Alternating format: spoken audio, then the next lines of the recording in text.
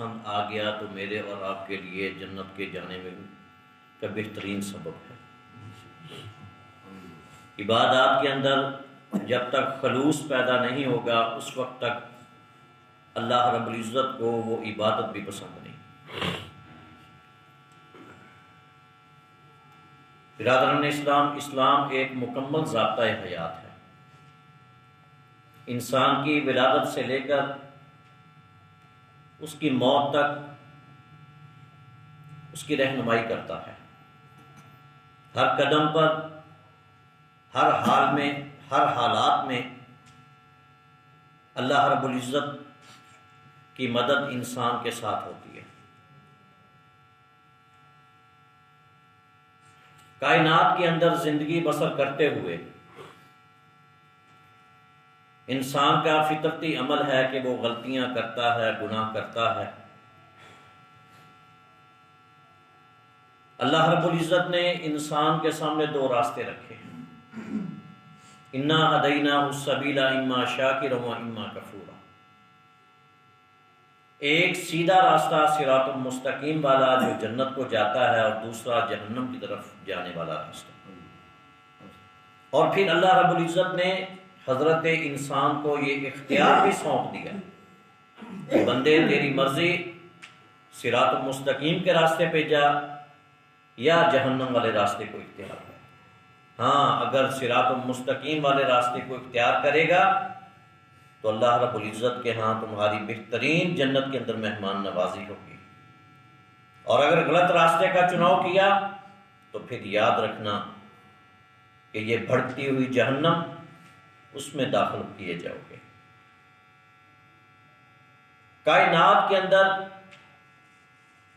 شیطان انسان کے ساتھ مختلف قسم کے ہتھ کنڈے کرتا ہے۔ انسان کی فطرت اور اس کی سوچ کے مطابق اس سے غلطیاں کرواتا ہے۔ میرے سمیت ہر شخص اگر اپنے گریبان میں جھانک کر دیکھے تو اس کا ضمیر اسے خود بتلا دے گا کہ تمہارے اندر کون سا گناہ زیادہ ہے جس کے اوپر تجھے شیطان آمادہ کرتا ہے۔ کسی سے پوچھنے کی ضرورت نہیں، خود ہی انسان کا ضمیر اسے بتلا دیتا ہے، اور پھر شیطان اس انسان کو اس کے ضمیر کے مطابق اس سے گناہ کرواتا ہے۔ اگر کوئی شخص چوری کرتا ہے تو وہ صبح سے شام تک، شام سے صبح تک وہ یہی شیطان اس کے ذہن کے اندر سازش اور پلاننگ تیار کرے گا کہ اس طریقے سے، اس طرح سے یہ چوری کرنی ہے۔ اگر کوئی جھوٹ بولتا ہے تو وہ جھوٹ کا پلندہ تیار کرتا ہے، اگر کوئی تخریب کاری کرتا ہے تو وہ اس طرف لگا ہوا ہے۔ شیطان انسان کی کمزوری کو سامنے رکھتے ہوئے اس سے غلطیاں کرواتا ہے۔ اور پھر یہ کوئی طاقتور نہیں ہے کہ آج کا مسلمان کیوں پریشان ہے، شیطان کے اندر اتنی پاور نہیں ہے۔ اللہ رب العزت نے جو ہمیں اسلام جیسی عظیم نعمت سے نوازا ہے، اس سے بڑی کائنات کے اندر طاقت کوئی نہیں، بشرطے کہ اگر ہم اس کو صحیح معنوں میں ڈھانپ لیں، اس کے اندر ہم پوری طرح داخل ہو جائیں، پھر چل کے یہ شیطان مجھے یہ بتلائیے سیدنا عمر فاروق رضی اللہ تعالیٰ کے بارے میں سرور کونین نے یہ بات کیوں ارشاد فرمائی کہ عمر تجھے دیکھ کے تو شیطان بھی اپنا راستہ تبدیل کر لیتا ہے۔ وہ بھی تو ہمارے جیسے ایک انسان تھے، لیکن ان کے دلوں کے اندر اللہ کا خوف اس قدر تھا، ان کے دلوں کے اندر تقوی اس قدر تھا کہ شیطان بھی سوچتا تھا کہ ان لوگوں کو میں کس طرح گمراہ کروں، ان کو میں صراط المستقیم کے راستے سے کیسے ہٹاؤں۔ دیکھیں، اس معاشرے کے اندر 3 قسم کے لوگ زندگی بسر کرتے ہیں۔ ان میں ایک گروہ ایسا ہے جو اللہ رب العزت کی عبادات کے اندر اپنے آپ کو مصروف عمل رکھے ہوئے ہیں، جو ہر وقت اپنے اللہ رب العزت کی عبادات کے اندر، حمد و ثنا کے اندر اپنے آپ کو گناہوں سے محفوظ کر کے اپنے اللہ رب العزت کے ہاں سجود ہے۔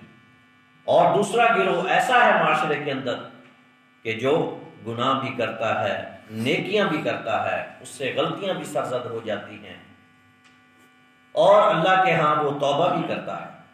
اور تیسرا اس معاشرے کے اندر ایسا گروہ موجود ہے جو ہر وقت اپنے اللہ رب العزت کی نافرمانی پہ لگا ہوا ہے۔ جو 24 گھنٹے اللہ رب العزت کو ناراض کرنے پہ رہتا ہے۔ تو میرے بھائیوں اور دوستوں، قابل غور یہ بات ہے کہ ہم دیکھیں، غور کریں کہ ہمارا کس گروہ کے اندر شمار ہوتا ہے۔ اگر تو ہم سب سے پہلے گروہ کے اندر ہیں تو اللہ کا شکر ادا کریں، اللہ تیرا شکر ہے تو نے ہمیں شیطان سے محفوظ رکھا۔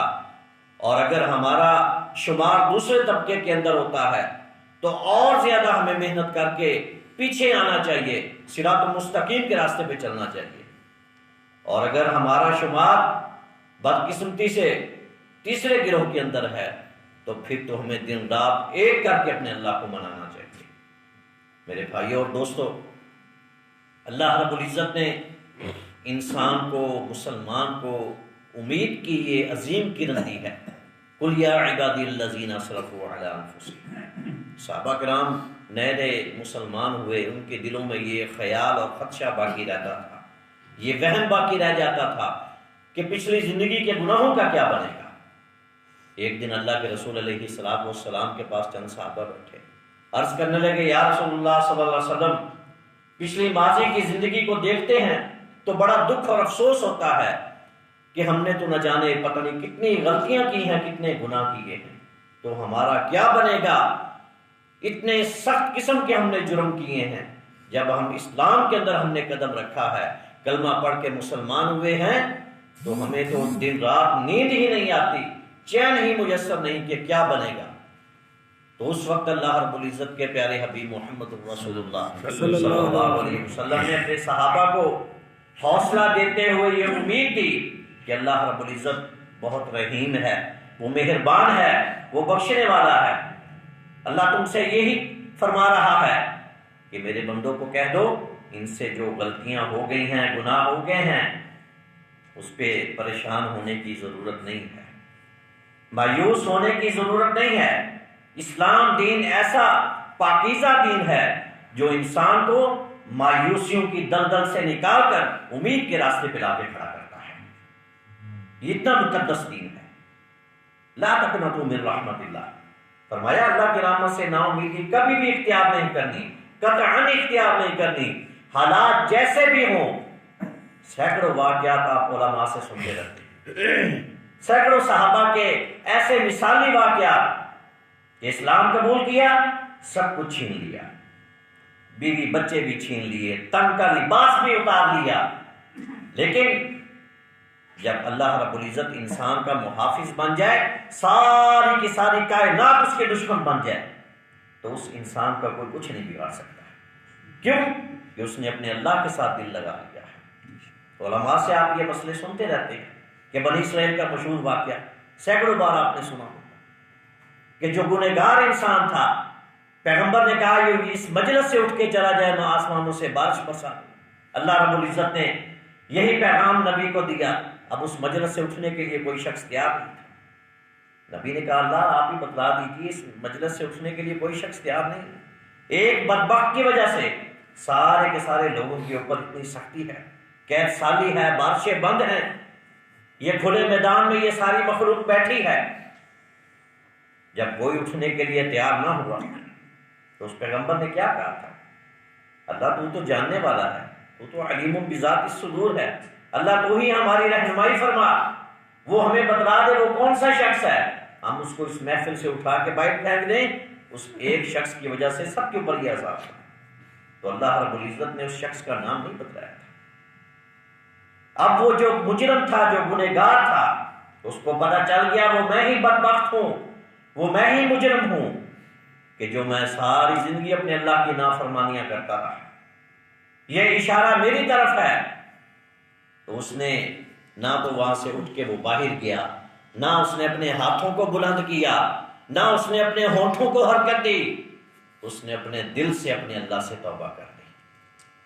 دل سے جب اپنے پروردگار سے توبہ کی تو اللہ رب العزت نے آسمانوں سے بارش برسانا شروع کر دی۔ پیغمبر بڑے حیران ہوئے، دیکھتے ہیں اس محفل سے اٹھ کے کوئی شخص باہر نہیں گیا۔ اللہ تیرا وعدہ تو سچا ہوتا ہے، یہ کیا معاملہ ہوا؟ تو اللہ رب العزت نے کیا فرمایا کہ اس شخص نے مجھ سے صلح کر لی ہے، مجھ سے توبہ کر لی ہے۔ انسان ہونے کے ناطے دل میں یہ خیال پیدا ہوا اللہ اس شخص کا نام پتہ ہی بتلا دے، میں اس سے پوچھوں جا کے کون سی ایسی غلطی کرتا تھا، کون سا ایسا گناہ کرتا تھا جس کی وجہ سے اللہ رب العزت کا اتنا زیادہ غضب تھا تیرے پر۔ تو اللہ رب العزت نے کیا جواب دیا؟ میرے نبی موسیٰ، جس وقت وہ میرا دشمن تھا، میرا نافرمان تھا، میں نے اس وقت اس کا نام تجھے نہیں بتلایا، اب تو وہ میرا دوست بن گیا ہے، اب میں تجھے اس کا نام کیسے بتلا سکتا ہوں؟ میرے بھائیو اور دوستو، اللہ رب العزت کی رحمت بڑی وسیع ہے۔ اس پروردگار کی طرف ہم رجوع کریں۔ جب اللہ کی طرف ہمارا رجوع ہوگا، ہم اپنے گناہوں کی جب پروردگار سے معافی مانگیں گے، تو پھر اللہ رب العزت ہمارے گھروں کے اندر بھی برکتیں رحمتیں نازل فرمائیں گے۔ اللہ رب العزت ہمارے اولادوں کو بھی نیک فرمائیں گے، ہماری زندگی دنیا کی بھی بہتر ہوگی، اخروی زندگی بھی اللہ رب العزت بہتر فرمائیں گے۔ وہ کسی مسجد میں ایک بزرگ بیٹھے رات کے اندھیرے میں رو رو کے اپنے اللہ سے گناہوں کی معافی مانگ رہے تھے۔ اسی مسجد کے دوسرے کونے میں ایک چھوٹا سا بچہ جو چند سال کا ہے، وہ بھی رو رہا ہے، اللہ سے معافی مانگ رہا ہے۔ اس بزرگ نے جب اس بچے کو دیکھا اور اس کے پاس چلے گئے، پوچھنے کے بیٹا میری تو داڑھی سفید ہو گئی، ساری زندگی گناہوں میں گزار دی، میرا تو حق بنتا ہے کہ میں اپنے اللہ سے گناہوں کی معافی مانگوں، تو ابھی معصوم الخطا ہے، تجھ سے ایسی کون سی غلطی سرزد ہوگی جس کی وجہ سے میں مسلسل دیکھ رہا ہوں کہ تو رو رو کے اپنے اللہ سے اپنے گناہوں کی معافی مانگ رہا ہے۔ اس بچے نے کیا جواب دیا؟ وہ کہتا ہے جب صبح کا وقت ہوتا ہے، میری ماں چولہے کے اندر آگ جلانے کے لیے لکڑیاں اکٹھی کرتی ہے، مجھے کہتی ہے کہ جاؤ وہ موٹی لکڑیاں اٹھا کے لاؤ، ان لکڑیوں کو اس چولہے کے اندر رکھا جاتا ہے، میری ماں اس میں آگ جلاتی ہے، وہ لکڑیاں نہیں جلتی، آگ ان لکڑیوں کو نہیں پکڑتی، پھر مجھے میری ماں کہتی کہ جاؤ وہ جو چھوٹی چھوٹی لکڑیاں پڑی ہیں، وہ جو گھاس پھوس پڑا ہے اسے اٹھا کے لاؤ، اور جب وہ اس میں رکھتی ہے آگ ان چھوٹی لکڑیوں کو پکڑ لیتی ہے، اس گھاس پھوس کو پکڑ لیتی ہے، اس سے بڑی لکڑیوں کو آگ لگتی ہے۔ تو میں نے یہی نقشہ اپنے ذہن میں رکھا کہ کہیں کل قیامت والے دن اللہ رب العزت کی عدالت میں ایسا نہ ہو کہ اللہ رب العزت بڑوں لوگوں کو، بڑے گنہگاروں کو جہنم میں ڈالنے سے پہلے چھوٹے بچوں کو نہ ڈالے۔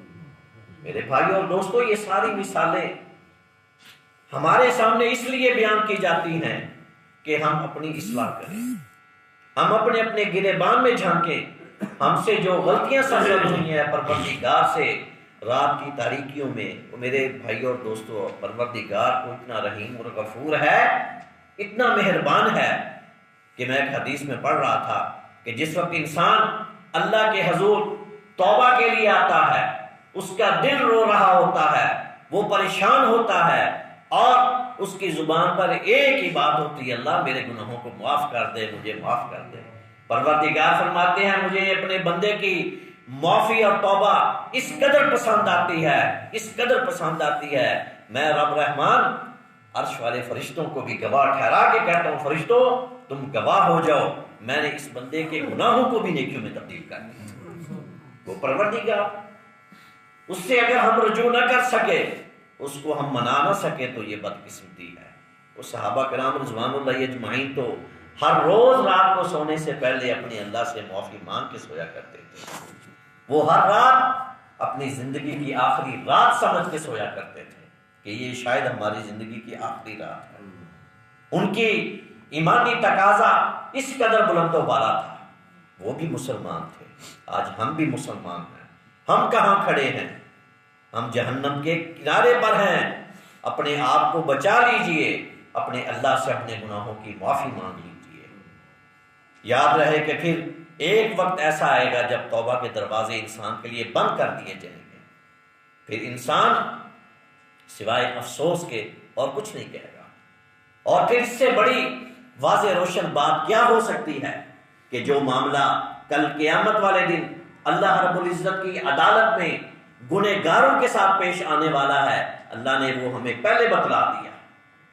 آج سے 1450 سال قبل اللہ نے اس قرآن مجید کے اندر بھی بتلا دیا کہ ان گنہگاروں کو جب اللہ کے سامنے پیش ہوں گے، تو یہ آج جو ان شیاطین کی پیروی کرتے ہیں، ان کے پیچھے چلتے ہیں، قرآن نے ان کے بارے میں کیا کہا؟ وقال الشیطان لما قضی الامر ان اللہ وعدکم وعد الحق، کہ جب کل قیامت کا دن ہوگا جو اللہ کے نافرمان ہوں گے، سرکش ہوں گے، جو ساری کی ساری زندگی گناہوں کے اندر گزار دی، توبہ کی توفیق تک نہ ہوئی، اس دن بھی وہ شیطان کے پیچھے ہوں گے اور اس کے شیطان سے کیا مطالبہ کریں گے، کیا کہیں گے کہ دنیا کے اندر ہم تیری بات مانتے رہے، آج یہاں بھی ہمارے لیے کوئی بخشش کا راستہ نکال، ہم اپنی آنکھوں کے سامنے جہنم کی آگ کو دیکھ رہے ہیں، تو اس وقت شیطان کیا کہے گا کہ دنیا کے اندر اللہ نے بھی تم سے وعدہ کیا تھا کہ شیطان کی پیروی نہ کرنا، اس کو چھوڑ دو، صراط المستقیم کے راستے پہ چلو، میں تمہیں جنت دوں گا۔ اور میں نے بھی ایک آواز لگائی تھی، ایک ہلکی سی پکار، تم نے میری پکار کو پکڑ لیا، اور جو مساجد کے اندر ایک دن میں 5 مرتبہ اللہ کی آواز کو بلند کیا جاتا تھا، حی علی الصلاۃ حی علی الفلاح، تو تم نے اس آواز کو پس پش چھوڑا۔ مساجد کے اندر علماء یہ بار بتاتے تھے، جہنم کا ذکر کرتے تھے، میری شناخت کرواتے تھے، میری تعریفات بتلاتے تھے، میرے بارے میں سب کچھ بتلا دیا انہوں نے، لیکن تم نے ان کی باتوں کو پس پشت رکھا اور میری آواز پر لبیک کہتے ہوئے میرے پیچھے چلے۔ تو یہاں تو فلا تلومونی ولوموا انفسکم، مجھے ملامت نہ کرو، مجھے برا بلا مت کہو، اپنی ہی جانوں کو برا بلا کہو، تم نے ہی یہ غلط راستہ چنا، تمہارا ہی یہ غلط فیصلہ تھا جس کے نتیجے میں تم یہاں کھڑے ہو۔ میرے بارے میں تو اللہ نے واضح فیصلہ فرما دیا تھا کہ یہ لعنتی ہے، یہ جہنمی ہے، یہ انسان کو گمراہ کرنے والا ہے، یہ تمہارا بہت بڑا واضح کھلا دشمن ہے، قرآن مجید بھرا پڑا ہے، لیکن تم نے میری آواز پر لبیک کہتے ہوئے دنیا کے اندر میرے پیچھے چلے، تو یہاں بھی میں جہنم میں جانے والا ہوں، میرے پیچھے جہنم میں۔ میرے بھائی اور دوستو، یہ وہ چیزیں ہیں، وہ باتیں ہیں جو اللہ رب العزت نے ہمیں پہلے بتلا دی۔ اس سے بڑا بدبخت انسان کون ہو سکتا ہے کہ جس کو بتلا دیا جائے کہ تمہارے آگے یہ گڑھا ہے، یہ خندق ہے، تم اس میں گر جاؤ گے اس کنویں کے اندر، اس کے باوجود وہ اپنے قدم کو اٹھاتا اس کے اندر چلا جاتا ہے۔ لیکن دنیا کی زندگی کے اندر ایسا ہم نہیں کرتے۔ ہم میں سے اگر کوئی بھائی کاروبار کرنا چاہتا ہے تو وہ پورے شہر کا چکر لگائے گا، تاجروں سے ملے گا، کپڑے کا کاروبار کرنا چاہتا ہے تو شیخ برادری کے پاس جائے گا، ابھی میں بھی کاروبار کرنا چاہتا ہوں، مجھے اس کے بارے میں کوئی بتلائیے، کیا کیا جائے، اس میں کیا نفع ہے، کیا نقصان ہے، اس کا کیا طریقہ کار ہے۔ اچھے طریقے سے چھان بین کرنے کے بعد اس کے بعد پھر ہم بار سوچیں گے، پھر فیصلہ کریں گے۔ لیکن میرے بھائیوں اور دوستو، جب دین کے معاملے میں باری آتی ہے تو اس وقت ہماری سوچ کدھر ہوتی ہے، اس وقت میری اور آپ کی فکر کدھر ہوتی ہے، اس وقت ہم کس سوچ میں پڑ جاتے ہیں؟ جب اللہ کے نام پہ کچھ مانگا جاتا ہے اس وقت ہم کیوں سوچ میں پڑ جاتے ہیں؟ اس وقت ہمارا ایمانی تقاضا کہاں چلا جاتا ہے؟ صحابہ کرام رضوان اللہ اجمعین بھی تو تھے۔ اللہ کے نبی علیہ الصلوۃ والسلام نے ایک صحابی رسول کو سیدنا عثمان غنی رضی اللہ تعالیٰ عنہ کے پاس بھیجا کہ جاؤ عثمان رضی اللہ تعالیٰ عنہ کے پاس جاؤ، جا کے میرا انہیں سلام کہو اور ان سے کہو کہ اللہ کے نبی نے مجھے آپ کی طرف بھیجا ہے اور مال کی ضرورت ہے۔ تو وہ صحابی رسول محمد الرسول اللہ صلی اللہ علیہ وسلم کے حکم کی تکمیل کرتے ہوئے سیدنا عثمان غنی رضی اللہ عنہ کے گھر پہنچے۔ دروازے پر پہنچتے ہیں، دستک دینے سے پہلے اندر سے کچھ آوازیں سنائی دی کہ سیدنا عثمان غنی رضی اللہ تعالیٰ عنہ اپنے گھر والوں سے ناراض ہو رہے ہیں، کس بات پر کہ دن کا اجالا ہو گیا ہے، ابھی تک تم نے یہ چراغ نہیں بجھایا، چراغ جل رہا ہے، فضول خرچی کی جا رہی ہے، اس کو بند کرو۔ وہ صحابی دل میں سوچتا ہے کہ مجھے تو اللہ کے نبی نے اس سے مال کے لیے بھیجا ہے اور یہ تو اتنی سے بات پر گھر والوں کو ڈانٹ رہے ہیں، ان سے مال کیا ملے گا؟ باہر کیف انہوں نے دروازے پر دستک دی، سیدنا عثمان غنی رضی اللہ تعالیٰ اندر سے نکلے، آپ نے نبی پاک صلی اللہ علیہ وسلم کا سلام پیش کیا اور پیغام دیا۔ سیدنا عثمان غنی رضی اللہ تعالیٰ نے اس صحابی رسول کا اپنا ہاتھ اور مدینے کی گلیوں میں چل دیے، ان سے بات کرتے جا رہے ہیں، پوچھتے جا رہے ہیں اللہ کے نبی کا حال احوال کیا ہے، صحابہ کرام کیسے ہیں، کیا ہو رہا ہے، کون سی حدیث مبارکہ سنی۔ چلتے چلتے جب مدینے کے آخری گلی میں پہنچے تو دور سے دیکھا تجارتی قافلہ جو تجارت کی غرض سے مال لے کر آ رہا تھا، وہ داخل ہوا اور سیدنا عثمان غنی رضی اللہ تعالیٰ نے ان اونٹوں کی مہار جو ہے صحابی رسول کے ہاتھ میں دے دی اور کہا کہ جاؤ یہ سارا کا سارا مال سیدنا عثمان غنی رضی اللہ عنہ کے قدموں میں ڈھیر کر دو، اللہ کے نبی کے قدموں میں اس مال کو ڈھیر کر دو اور پوچھو کہ عثمان تمہارا کہہ رہا اگر اور چاہیے تو اور بھی مل جائے گا۔ اس صحابی رسول کے دل میں وہی بات وہ رہ نہ سکے، پوچھ لیا کہ جس وقت میں آپ کے دروازے پر پہنچا اس وقت میں نے یہ بات سنی، آپ گھر والوں سے اتنی سی بات پر ناراض ہو رہے کہ دن کا اجالا ہو گیا، چراغ ابھی تک نہیں بجھایا، اتنی فضول خرچی، اور یہاں آپ نے اتنا سارا مال دے دیا۔ تو اس وقت عثمان غنی رضی اللہ عنہ نے کیا جواب دیا؟ فرمانے لگے وہ جو فضول خرچی ہو رہی تھی اس کا حساب میرے رب نے مجھ سے لینا تھا، اور یہ جو مال میں نے اللہ کو خوش کرنے کے لیے دیا ہے اس کا حساب میں کل قیامت والے دن اپنے رب سے لوں گا، اور میرا رب مجھے حساب دے دے گا، لیکن عثمان غنی رضی اللہ تعالیٰ نے اس چراغ کا حساب نہیں دے سکے گا۔ میرے بھائی اور دوستو، یہ لمحہ فکریہ ہمارے لیے، ہم غور و فکر کریں اپنے زندگی کے تمام تر معاملات کے اوپر۔ مومن جو ہوتا ہے، مواحد ہوتا ہے، وہ کبھی گھبراتا نہیں ہے، اس کا توکل اتنا مضبوط ہوتا ہے، وہ سوچتا نہیں ہے کہ اگر میری جیب میں 1000 ہے، اللہ کے راستے پہ 100 دے دیا تو وہ یہ نہیں سوچتا کہ میرے پاس تو پیچھے 900 رہ جائیں گے، بلکہ اللہ رب العزت اس کو کئی گنا زیادہ بڑھا چڑھا کے اس کو واپس لوٹا دیتے ہیں۔ دنیا کے اندر بھی اس کے لیے اللہ رب العزت بہتری فرما دیتے ہیں، اور آخرت میں بھی اس کے لیے بہترین ٹھکانہ ہے۔ میرے بھائی اور دوستو، ہم اپنے آپ کو ایمان کے ذریعے اس قدر مضبوط کریں، اپنے دلوں کے اندر اس قدر تقوی پیدا کریں کہ جس طرح صحابہ کرام رضوان اللہ اجمعین کا تھا، کہ اللہ رب العزت نے ان کے بارے میں پھر قرآن میں کیا کہہ دیا، رضی اللہ عنہم ورضوا عنہ، اور میں راضی ہو گیا ان کے اوپر۔ میرے بھائی اور دوستو، انہوں نے اپنی مالی اور جانی قربانیاں دی، کیوں؟ اس لیے کہ ان کا تقوی، ان کا اللہ پہ بھروسہ تھا، یقین تھا، اور اس دنیا کی زندگی کو وہ بالکل ادنا سی زندگی سمجھتے تھے۔ اس دنیا کی مثال پر وہ اللہ کے نبی علیہ الصلوۃ والسلام نے کیسے دی؟ صحابہ کرام کے ساتھ جا رہے تھے، بکری کا بچہ مردار پڑا تھا، آپ نے فرمایا تم میں سے کوئی ہے اسے جو چند دن پر خریدنا چاہے؟ صحابہ کرام نے کہا اللہ کے رسول اس کو تو مفت میں کوئی نہیں خریدے گا۔ آپ نے فرمایا ہاذہ الدنیا، اور یہ دنیا ہے، اللہ کے ہاں یہی ہے دنیا، جس کو آج کا مسلمان سب کچھ سمجھ بیٹھا ہے۔ جب انسان کا توکل اللہ پر ہوگا پھر اللہ کی طرف سے اس کے لیے مدد آئے گی، نصرت آئے گی۔